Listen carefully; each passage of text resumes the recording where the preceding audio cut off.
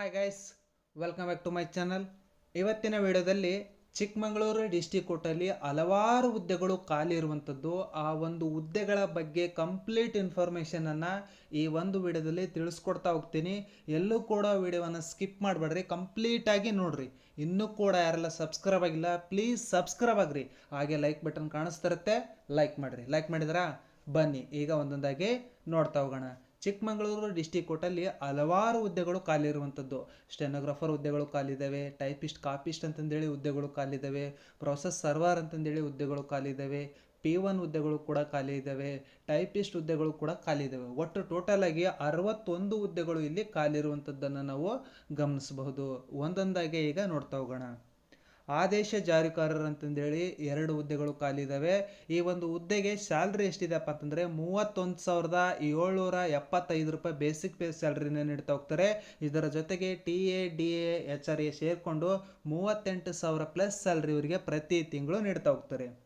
ಈ ಒಂದು ಆದೇಶ ಜಾರಿಕಾರರ ಹುದ್ದೆಗೆ ಕ್ವಾಲಿಫಿಕೇಶನ್ ಏನಾಗಿರ್ಬೇಕಪ್ಪ ಅಂತಂದರೆ SSLCಯನ್ನು ಕಂಪ್ಲೀಟ್ ಮಾಡ್ಕೊಂಡಿರ್ಬೇಕು ಮತ್ತು ಡ್ರೈವಿಂಗ್ ಲೈಸೆನ್ಸ್ ಇರಬೇಕಾಗುತ್ತೆ. ಡ್ರೈವಿಂಗ್ ಲೈಸೆನ್ಸ್ ಇದ್ದವರಿಗೆ ಅವ್ರೇನು ಮಾಡ್ತಾ ಹೋಗ್ತಾರೆ, ಆದ್ಯತೆಯನ್ನು ನೀಡ್ತಾ ಹೋಗ್ತಾರೆ.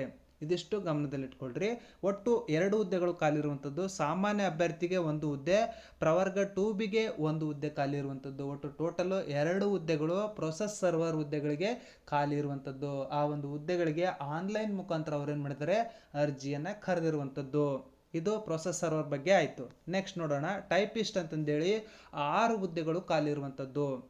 6 ಹುದ್ದೆಗಳು ಖಾಲಿ ಇರುವಂಥದ್ದು. ಈ ಒಂದು ಹುದ್ದೆಗೆ ಸ್ಯಾಲ್ರಿ ಎಷ್ಟಿದೆಪ್ಪ ಅಂತಂದರೆ 34,100 ರೂಪಾಯಿ ಬೇಸಿಕ್ ಪೇ ಸ್ಯಾಲ್ರಿಯನ್ನು ನೀಡ್ತಾ ಹೋಗ್ತಾರೆ. ಇದರ ಜೊತೆಗೆ TA DA HRA ಸೇರಿಕೊಂಡು 40,000 ಪ್ಲಸ್ ಸ್ಯಾಲ್ರಿ ಇವರಿಗೆ ಪ್ರತಿ ತಿಂಗಳು ನೀಡ್ತಾ ಹೋಗ್ತಾರೆ. ಇದನ್ನು ಗಮನದಲ್ಲಿಟ್ಕೊಳ್ಬೇಕು. ಹಾಗೆ ಈ ಒಂದು ಹುದ್ದೆಗೆ ಕ್ವಾಲಿಫಿಕೇಶನ್ ಏನಾಗಿರ್ಬೇಕಪ್ಪ ಅಂತಂದರೆ PUCಯನ್ನು ಕಂಪ್ಲೀಟ್ ಮಾಡ್ಕೊಂಡಿರ್ಬೇಕು. ಅದರ ಜೊತೆಗೆ ಟೈಪಿಂಗ್ ಕನ್ನಡ ಮತ್ತು ಇಂಗ್ಲೀಷ್ ಸೀನಿಯರ್ ಗ್ರೇಡ್ ಮುಗಿಸಿರ್ಬೇಕು. ಅದನ್ನು ಮುಗಿಸಿದ್ರೆ ಸಾಕು, ಈ ಒಂದು ಹುದ್ದೆಗಳಿಗೆ ಅರ್ಜಿಯನ್ನು ಸಲ್ಲಿಸಬಹುದು. ಇಲ್ಲಿ ನೋಡ್ತಾ ಇರ್ಬೋದು, ಸಾಮಾನ್ಯ ಅಭ್ಯರ್ಥಿಗೆ 2 ಹುದ್ದೆಗಳು, ಪರಿಶಿಷ್ಟ ಪಂಗಡದವರಿಗೆ 1 ಹುದ್ದೆ, ಪ್ರವರ್ಗ 1ಗೆ 1 ಹುದ್ದೆ, ಪ್ರವರ್ಗ 2Aಗೆ 1 ಹುದ್ದೆ, ಪ್ರವರ್ಗ 2Bಗೆ 1 ಹುದ್ದೆ. ಒಟ್ಟು ಟೋಟಲಿಗೆ 6 ಟೈಪಿಸ್ಟ್ ಹುದ್ದೆಗಳಿಗೆ ಖಾಲಿ ಇರುವಂಥದ್ದು. ಆ ಒಂದು ಹುದ್ದೆಗಳಿಗೆ ಅರ್ಜಿಯನ್ನು ಕರೆದಿರುವಂಥದ್ದು. ಈ ಎಲ್ಲ ಹುದ್ದೆಗಳಿಗೆ ನೀವು ಆನ್ಲೈನ್ ಮುಖಾಂತರ ಅಪ್ಲಿಕೇಶನನ್ನು ಸಬ್ಮಿಟ್ ಮಾಡಬೇಕಾಗಿರುತ್ತೆ. ನೆಕ್ಸ್ಟ್ ಟೈಪಿಸ್ಟ್ ಕಾಪಿಸ್ಟ್ ಅಂತಂದೇಳಿ 1 ಹುದ್ದೆ ಖಾಲಿ ಇರುವಂಥದ್ದು. ಇವ್ರಿಗೂ ಕೂಡ 34,100 ರೂಪಾಯಿ ಬೇಸಿಕ್ ಪೇ ಸ್ಯಾಲ್ರಿ ಇದೆ. TA DA HRA ಸೇರಿಕೊಂಡು 40,000 ಪ್ಲಸ್ ಸ್ಯಾಲ್ರಿ ಇವರಿಗೆ ಪ್ರತಿ ತಿಂಗಳು ನೀಡ್ತಾ ಹೋಗ್ತಾರೆ. ಇಲ್ಲಿ 1 ಹುದ್ದೆ ಖಾಲಿ ಇರುವಂಥದ್ದು, ಅದು ಪರಿಶಿಷ್ಟ ಜಾತಿ ಮಹಿಳೆಗೆ ಇಲ್ಲಿ ಮೀಸಲಿರುವಂಥದ್ದು. ಇವ್ರಿಗೂ ಕೂಡ ಸೇಮ್ ಕ್ವಾಲಿಫಿಕೇಷನ್ನು PUCಯನ್ನು ಕಂಪ್ಲೀಟ್ ಮಾಡ್ಕೊಂಡಿರ್ಬೇಕು. ಆಮೇಲೆ ಜೂನಿಯರ್ ಟೈಪಿಂಗು, ಜೂನಿಯರ್ ಕನ್ನಡ ಮತ್ತು ಇಂಗ್ಲೀಷ್ ಜೂನಿಯರ್ ಕಂಪ್ಲೀಟ್ ಆದರೆ ಸಾಕು, ನೀವೇನು ಮಾಡ್ಬೋದು, ಈ ಒಂದು ಟೈಪಿಸ್ಟ್ ಕಾಪಿಸ್ಟ್ ಅಂತಂದೇಳಿ ಹುದ್ದೆಗೆ ಅರ್ಜಿಯನ್ನು ಸಲ್ಲಿಸಬಹುದು. ಸೆಕೆಂಡ್ PUC ಟೈಪಿಸ್ಟ್ಗೂ ಸೇಮ್ ಇದೆ, ಈ ಟೈಪಿಸ್ಟ್ ಕಾಪಿಸ್ಟ್ಗೂ ಸೇಮ್ ಇದೆ. ಬಟ್ ಇಲ್ಲಿ ಜೂನಿಯರ್ ಕಂಪ್ಲೀಟ್ ಆದರೆ ಸಾಕು, ಟೈಪಿಸ್ಟ್ ಕಾಪಿಸ್ಟ್ಗೆ ಅಪ್ಲಿಕೇಶನನ್ನು ಸಬ್ಮಿಟ್ ಮಾಡ್ಬೋದು. ನೆಕ್ಸ್ಟ್ ಸ್ಟೆನೋಗ್ರಾಫರ್ ಅಂತಂದೇಳಿ ಒಟ್ಟು 5 ಹುದ್ದೆಗಳು ಖಾಲಿ ಇರುವಂಥದ್ದು. 44,425 ರೂಪಾಯಿ ಇವರಿಗೆ ಬೇಸಿಕ್ ಪೇ ಸ್ಯಾಲ್ರಿನ ನೀಡ್ತಾ ಹೋಗ್ತಾರೆ. ಒಟ್ಟು ಟೋಟಲ್ ಆಗಿ 51,000 ಪ್ಲಸ್ ಸ್ಯಾಲ್ರಿ ಇವರಿಗೆ ಪ್ರತಿ ತಿಂಗಳು ನೀಡ್ತಾ ಹೋಗ್ತಾರೆ. TA DA HRA ಸೇರಿಕೊಂಡು ಒಂದು 51,000 ಪ್ಲಸ್ ಸ್ಯಾಲ್ರಿ ಇವರಿಗೆ ಪ್ರತಿ ತಿಂಗಳು ನೀಡ್ತಾ ಹೋಗ್ತಾರೆ.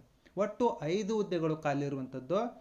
ಪರಿಶಿಷ್ಟ ಜಾತಿಗೆ 1 ಹುದ್ದೆ, ಪರಿಶಿಷ್ಟ ಪಂಗಡದವರಿಗೆ 2 ಹುದ್ದೆಗಳು, ಪ್ರವರ್ಗ 2Aಗೆ 1 ಹುದ್ದೆ, ಪ್ರವರ್ಗ 3Bಗೆ 1 ಹುದ್ದೆ. ಒಟ್ಟು ಟೋಟಲ್ ಆಗಿ 5 ಹುದ್ದೆಗಳು ಇಲ್ಲಿ ಖಾಲಿ ಇರುವಂಥದ್ದನ್ನು ನಾವು ಗಮನಿಸಬಹುದು. ಈ ಒಂದು ಹುದ್ದೆಗಳಿಗೂ ಕೂಡ PUCಯನ್ನು ಕಂಪ್ಲೀಟ್ ಮಾಡ್ಕೊಂಡಿರ್ಬೇಕು ಅಥವಾ ತತ್ಸಮಾನ ವಿದ್ಯಾರ್ಹತೆಯನ್ನು ನೀವು ಕಂಪ್ಲೀಟ್ ಮಾಡ್ಕೊಂಡಿರ್ಬೇಕು.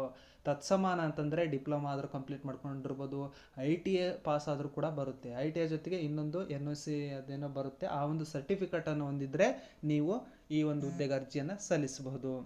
ಹಾಗೆ ಈ ಎಲ್ಲ ಹುದ್ದೆಗಳಿಗೂ ಕೂಡ ಪ್ರಾರಂಭದ ದಿನಾಂಕ ಬಂದು 29/6/2026 ಪ್ರಾರಂಭದ ದಿನಾಂಕ ಆಗಿರುತ್ತೆ. ಅದೇ ರೀತಿಯಾಗಿ ಕೊನೆಯ ದಿನಾಂಕ ಬಂದು 28/7/2026 ಕೊನೆಯ ದಿನಾಂಕ ಆಗಿರುತ್ತೆ. ಕೊನೆಯ ದಿನಾಂಕದವರೆಗೂ ಕೂಡ ಕಾಯಕ್ಕೆ ಹೋಗ್ಬೇಡ್ರಿ, ಆದಷ್ಟು ಮುಂಚಿತವಾಗಲೇ ಅಪ್ಲಿಕೇಶನನ್ನು ಸಬ್ಮಿಟ್ ಮಾಡಿಬಿಡ್ರಿ.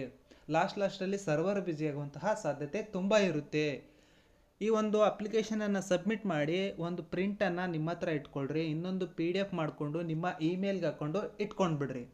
ಈ ಒಂದು ಹುದ್ದೆಗಳಿಗೆ ಏಜ್ ಎಷ್ಟಿರ್ಬೇಕಪ್ಪ ಅಂತಂದರೆ ಮಿನಿಮಮ್ 18 ವರ್ಷದಿಂದ 45 ವರ್ಷದೊಳಗಿನ ಎಲ್ಲ ಅಭ್ಯರ್ಥಿಗಳು ಕೂಡ ಅಪ್ಲಿಕೇಶನನ್ನು ಸಬ್ಮಿಟ್ ಮಾಡ್ಬೋದು. ಈ ಒಂದು ಕಂಪ್ಲೀಟ್ ರಿಕ್ರೂಟ್ಮೆಂಟ್ PDF ಏನಾದರೂ ಬೇಕಾಗಿತ್ತಪ್ಪ ಅಂತಂದರೆ ಈ ವಿಡಿಯೋ ಡಿಸ್ಕ್ರಿಪ್ಷನ್ ಬಾಕ್ಸ್ನಲ್ಲಿ ಟೆಲಿಗ್ರಾಮ್ ಚಾನಲ್ ಲಿಂಕ್ ಕೊಟ್ಟಿರ್ತೀನಿ, ಅದನ್ನು ಜಸ್ಟ್ ಜಾಯ್ನ್ ಆಗಿರಿ. ಈ ಒಂದು PDF ನೀವು ಡೌನ್ಲೋಡ್ ಮಾಡಿಕೊಂಡು ನೀಟಾಗಿ ನಿಮಗೆ ಯಾವ ಪೋಸ್ಟಿಗೆ ಅಪ್ಲಿಕೇಶನ್ ಹಾಕ್ಬೇಕಂತಂದೇಳಿ ಅನ್ನಿಸ್ತಾ ಇದೆ ಆ ಒಂದು ಇನ್ಫಾರ್ಮೇಷನನ್ನು ಕಂಪ್ಲೀಟಾಗಿ ನೋಡಿಕೊಂಡು ನೀವೇನು ಮಾಡ್ಬೋದು, ಅಪ್ಲಿಕೇಶನನ್ನು ಸಬ್ಮಿಟ್ ಮಾಡ್ಬೋದು. ಈ ಒಂದು PDF ಈ ವಿಡಿಯೋ ಡಿಸ್ಕ್ರಿಪ್ಷನ್ ಬಾಕ್ಸ್ನಲ್ಲಿ ಕೊಟ್ಟಿರ್ತೀನಿ, ಎಲ್ಲರೂ ಕೂಡ ಡೌನ್ಲೋಡ್ ಮಾಡ್ಕೊಳ್ರಿ. ನೀಟಾಗಿ ಓದ್ಕೊಂಡು ನೀವೇನು ಮಾಡಿರಿ, ಅಪ್ಲಿಕೇಶನ್ ಹಾಕೋದಕ್ಕೆ ಶುರು ಮಾಡಿರಿ. ಈ ಒಂದು ಹುದ್ದೆಗೆ ಅಪ್ಲಿಕೇಶನ್ ಫೀಸ್ ಎಷ್ಟಿದೆಯಪ್ಪ ಅಂತಂದರೆ ಜನರಲ್ ಮೆರಿಟ್ ಅವರಿಗೆ 300 ರೂಪಾಯಿ ಅಪ್ಲಿಕೇಶನ್ ಫೀಸ್ ಇದೆ. ಅದೇ ರೀತಿಯಾಗಿ 2A 2B 3A ಈ ಕ್ಯಾಟಗರಿ ಅವರಿಗೆ 150 ರೂಪೀಸು ಅಪ್ಲಿಕೇಶನ್ ಫೀಸ್ ಇದೆ. ಅದೇ ರೀತಿಯಾಗಿ SC ST ಅದರಲ್ಲಿ ಕ್ಯಾಟಗರಿ 1 ಮತ್ತು ಅಂಗವಿಕಲ ಅಭ್ಯರ್ಥಿಗಳಿಗೆ ಯಾವುದೇ ರೀತಿಯಾದಂತಹ ಅಪ್ಲಿಕೇಶನ್ ಫೀಸ್ ಇರೋದಿಲ್ಲ. ಇದಿಷ್ಟು ಇನ್ಫಾರ್ಮೇಷನನ್ನು ನೀಟಾಗಿ ತಿಳ್ಕೊಂಡು ಏನು ಮಾಡಿರಿ, ನೀವು ಅಪ್ಲಿಕೇಶನನ್ನು ಸಬ್ಮಿಟ್ ಮಾಡಿರಿ. ಈಗ SSLCಯನ್ನು ಕಂಪ್ಲೀಟ್ ಮಾಡ್ಕೊಂಡಿರ್ತೀರಿ, ಅವರು P1 ಹುದ್ದೆಗಳಿಗೆ ಅರ್ಜಿಯನ್ನು ಸಲ್ಲಿಸಬಹುದು. ಆದೇಶ ಜಾರಿಕಾರರಿಗೂ ಕೂಡ SSLC ಕಂಪ್ಲೀಟ್ ಮಾಡ್ಕೊಂಡಿರ್ಬೇಕು. ಅದರ ಜೊತೆಗೆ ಡ್ರೈವಿಂಗ್ ಲೈಸೆನ್ಸ್ ಇದ್ದರೆ ಅವ್ರೇನು ಮಾಡ್ತಾ ಹೋಗ್ತಾರೆ, ಮೊದಲ ಆದ್ಯತೆಯನ್ನು ನೀಡ್ತಾ ಹೋಗ್ತಾರೆ. ಈ ಒಂದು ಆದೇಶ ಜಾರಿಕಾರರನ್ನ ಡೈರೆಕ್ಟ್ ರಿಕ್ರೂಟ್ಮೆಂಟ್ ಮಾಡ್ಕೋತಾ ಹೋಗ್ತಾರೆ. ಅಂದರೆ ನಿಮ್ಮ SSLCಯಲ್ಲಿ ಗಳಿಸಿದ ಅಂಕಗಳ ಆಧಾರದ ಮೇಲೆ ಅವ್ರೇನು ಮಾಡ್ತಾ ಹೋಗ್ತಾರೆ, ಸಂದರ್ಶನಕ್ಕೆ ಕರಿತಾ ಹೋಗ್ತಾರೆ. ಈ ಆದೇಶ ಜಾರಿಕಾರರಿಗೆ ಸಂದರ್ಶನಕ್ಕೆ ಕರೆದು ಸಂದರ್ಶನದಲ್ಲಿ ಯಾರು ಒಳ್ಳೆಯ ಅಂಕಗಳನ್ನು ಗಳಿಸ್ತಾರೆ ಅಂಥವ್ರನ್ನು ಅವ್ರೇನು ಮಾಡ್ತಾ ಹೋಗ್ತಾರೆ, ನೇಮಕಾತಿಯನ್ನು ಮಾಡ್ಕೊಳ್ತಾ ಹೋಗ್ತಾರೆ. ಈ ಒಂದು ಟೈಪಿಸ್ಟ್ ಹುದ್ದೆಗಳಿಗೆ ಸಂಬಂಧಪಟ್ಟಂತೆ ಸ್ಕಿಲ್ ಟೆಸ್ಟನ್ನು ನಡೆಸ್ತಾರೆ, ಅಂದರೆ ಟೈಪಿಂಗ್ ಟೆಸ್ಟನ್ನು ನಡೆಸ್ತಾರೆ. ಆ ಒಂದು ಟೈಪಿಂಗ್ ಟೆಸ್ಟಲ್ಲಿ ಯಾರು ಒಳ್ಳೆಯ ಅಂಕಗಳನ್ನು ಗಳಿಸ್ತಾರೆ ಅದನ್ನೇ ಆ್ಯಡ್ ಮಾಡ್ತಾರೆ. ಆಮೇಲೆ ನಿಮ್ಮ ಸೆಕೆಂಡ್ PUC ಅಂಕಗಳನ್ನು ಆ್ಯಡ್ ಮಾಡ್ತಾರೆ. ಅದಾದ ನಂತರ ನಿಮ್ಮ ಇನ್ಸ್ಟಿಟ್ಯೂಟಲ್ಲಿ ನೀವು ಎಷ್ಟು ಪಡ್ಕೊಂಡಿರ್ತೀರಿ ಸೀನಿಯರಲ್ಲಿ ಆ ಒಂದು ಅಂಕಗಳನ್ನು ಆ್ಯಡ್ ಮಾಡಿ ಆಮೇಲೆ ಏನು ಮಾಡ್ತಾರೆ, ಅವರು ಒಂದು ಕಟ್ ಆಫನ್ನು ಬಿಡ್ತಾ ಹೋಗ್ತಾರೆ. ಇದಿಷ್ಟು ನೆನ್ಪಿಟ್ಕೊಡ್ರಿ. ಅದರಲ್ಲಿ ಒಳ್ಳೆಯ ಅಂಕಗಳ ಯಾರು ಗಳಿಸ್ತಾರೆ ಅಂಥವ್ರನ್ನು ಏನು ಮಾಡ್ತಾರೆ, ಸಂದರ್ಶನಕ್ಕೆ ಕರಿತಾ ಹೋಗ್ತಾರೆ.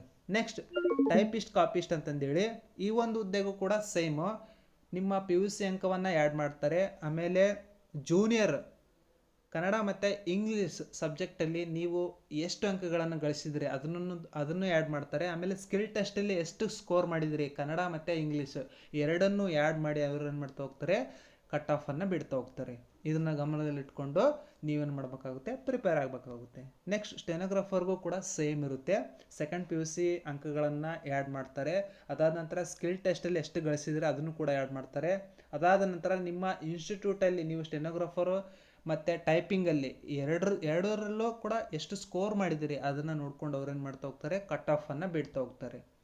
ಇದಿಷ್ಟು ನೆನಪಿಟ್ಕೊಂಡು ಅಪ್ಲಿಕೇಶನನ್ನು ಸಬ್ಮಿಟ್ ಮಾಡಿರಿ. ಈ ಒಂದು 5 ಹುದ್ದೆಗಳಿಗೂ ಕೂಡ ಅವ್ರೇನು ಮಾಡ್ತಾ ಹೋಗ್ತಾರೆ, ಸಂದರ್ಶನವನ್ನು ತೆಗೆದುಕೊಳ್ತಾ ಹೋಗ್ತಾರೆ. ಇದನ್ನು ನೆನಪಲ್ಲಿ ಇಟ್ಕೊಂಡು ಅಪ್ಲಿಕೇಶನ್ ಹಾಕೋದಕ್ಕೆ ಶುರು ಮಾಡಿರಿ. ಈ ಒಂದು PDF ಈ ವಿಡಿಯೋ ಡಿಸ್ಕ್ರಿಪ್ಷನ್ ಬಾಕ್ಸ್ನಲ್ಲಿ ಟೆಲಿಗ್ರಾಮ್ ಚಾನಲ್ ಕೊಟ್ಟಿರ್ತೀನಿ, ಅಲ್ಲೋಗಿ ನೀವೇನು ಮಾಡಿರಿ, ಡೌನ್ಲೋಡ್ ಮಾಡ್ಕೊಳ್ರಿ. ಹಾಗೆ ಅಪ್ಲಿಕೇಶನ್ ಸಬ್ಮಿಟ್ ಮಾಡೋ ಲಿಂಕನ್ನು ಕೂಡ ಈ ವಿಡಿಯೋ ಡಿಸ್ಕ್ರಿಪ್ಷನ್ ಬಾಕ್ಸ್ನಲ್ಲಿ ಕೊಟ್ಟಿರ್ತೀನಿ. ಆ ಒಂದು ಲಿಂಕನ್ನು ಕ್ಲಿಕ್ ಮಾಡಿ ಕೂಡ ನೀವು ಅಪ್ಲಿಕೇಶನನ್ನು ಸಬ್ಮಿಟ್ ಮಾಡ್ಬೋದು. ಏನಾದರೂ ಡೌಟ್ಸ್ ಇತ್ತಪ್ಪ ಅಂತಂದರೆ ಕಮೆಂಟ್ಸ್ ಮೂಲಕ ನಿಮ್ಮ ಡೌಟ್ಸನ್ನು ನೀವು ಕ್ಲಾರಿಫೈ ಮಾಡ್ಕೊಳ್ಬೋದು. ಆದಷ್ಟು ಈ ಒಂದು ವಿಡಿಯೋವನ್ನು ನಿಮ್ಮ ಸ್ನೇಹಿತರಿಗೆ, ನಿಮ್ಮ ಫ್ಯಾಮಿಲಿಯವರಿಗೆ ಶೇರ್ ಮಾಡಿರಿ, ಲೈಕ್ ಮಾಡಿರಿ. ಹಾಗೆ ಸಬ್ಸ್ಕ್ರೈಬ್ ಆಗೋದನ್ನು ಮಾತ್ರ ಮರಿಬೇಡಿ. ಎಲ್ಲರಿಗೂ ಕೂಡ ಗುಡ್ ಲಕ್.